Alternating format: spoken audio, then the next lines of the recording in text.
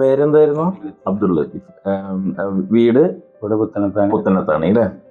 എന്ത് ബുദ്ധിമുട്ടായിരുന്നു നമ്മുടെ ഹോസ്പിറ്റലിലേക്ക്? ഭക്ഷണം കഴിക്കുമ്പോഴൊക്കെ ഉമിനീർഗന്ധി, ഭയങ്കര വേദന, മുഴ മോഡലുണ്ട്. ഉമിനീർഗന്ധിയില് വേദന, ഭക്ഷണം കഴിക്കാൻ ബുദ്ധിമുട്ടായിരുന്നു.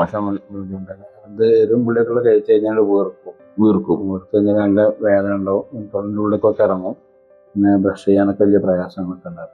നിങ്ങൾ തിരിയാനൊക്കെ വലിയ പ്രയാസം. നമ്മളിപ്പോ എത്ര നാളായി മരുന്ന് കഴിക്കുന്നത്? 1.5 മാസം. അത് ഫസ്റ്റ് 15 ദിവസം കഴിച്ചു. അപ്പൊ തന്നെ ഏകദേശം വേദന മാറി.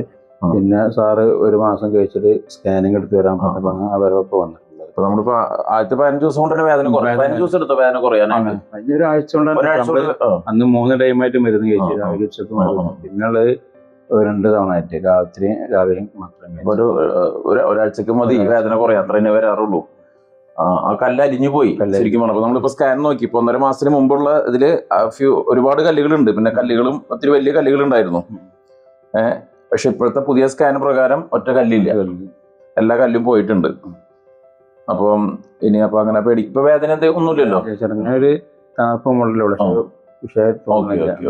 അല്ല, സ്കാൻ പ്രകാരം ഒന്നുമില്ല. കല്ലൊക്കെ എല്ലാം ഒറ്റ കല്ലില്ല എന്ന് തന്നെയാണ് സ്കാനിൽ വന്നിരിക്കുന്നത് കേട്ടോ.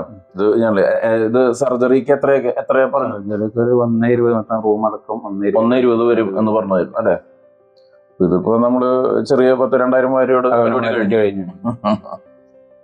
ഭക്ഷണത്തിൽ നിയന്ത്രണം, രോഗം മാറ്റേണ്ട. അതെ. ഭക്ഷണ നിയന്ത്രണം തന്നെയല്ലേ ഏറ്റവും പ്രധാനപ്പെട്ടത് വരുന്നത്. ഭക്ഷണം നിയന്ത്രിക്കണം. പിന്നെ ഇത്രേ ഉള്ളൂ, ഈ മരുന്ന് ഇടുക, പിന്നെ കുഞ്ഞു മരുന്ന് കഴിക്കുക. അത്ര പെട്ടെന്ന് അലിയുന്നതാണ് ഈ പാരോട്ടിക് ഗ്ലാൻഡ് കാൽസിഫിക്കേഷൻ എന്നൊക്കെ പറയുന്നത്. അത്ര പെട്ടെന്ന് ഭയങ്കര സ്പീഡാണ്.